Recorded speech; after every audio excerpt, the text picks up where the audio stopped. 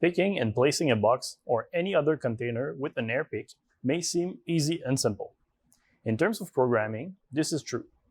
However, to make sure your robot has enough reach to go pick and place your box, and that the AirPick has a strong grip during the movement, several elements should be taken into consideration. In this lesson, we will go through these elements to help you have the best possible configuration for your situation. So let's go.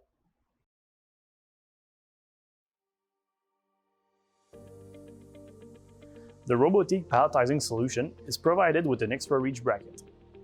Let's start by assessing if you need to use this bracket to offset the AirPick from the robot tool flange. Using this bracket or not will depend on a combination of your box and pallet sizes. To know if your setup will require it, you can use the Palletizing Configurator. You can access the configurator on our website or at the address below.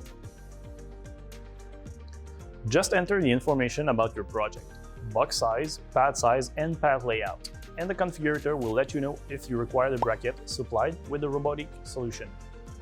Now that you know if the extra reach bracket is required, let's look at the second step, selecting the AirPick suction cups configurations. First, you have to select which suction cup bracket you will install under your AirPick. This selection should be fairly obvious. If the box is large enough, the quad bracket that uses 4 suction cups should be used. Having 4 suction cups will ensure a better stability of the box when the robot moves. If it doesn't fit, try using the dual bracket. If the extra reach bracket is required and your box pattern has boxes at 0 and 9 degrees, make sure your suction cup configuration allows the robot to pick boxes in 2 different orientations, 90 degrees apart as shown here. Once you have selected your bracket, you now have to correctly position the suction cups. Using the air nodes, slide the suction cups to their optimal position.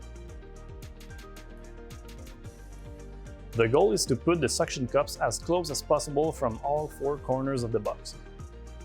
Be careful, if the gripper can take your boxes in 2 different orientations, make sure the suction cups are always over the box, whatever the orientation. However, some features of the box or container can make gripping the box more difficult. When positioning your suction cups, make sure to avoid tape folds, gaps between the flaps of the boxes, rounded surfaces, or to be too close to the edge of the box. In all cases, there will be air leaks, which will compromise the strength of the grip. You now have all the information to properly set up your AirPick on the palletizing solution. Follow the next lesson to understand how to precisely teach this pick point in the palletizing UR-Cap. For more general information regarding this application, please refer to our other lessons available on the Learning platform. See you next time to continue your journey into your cobot palletizing project.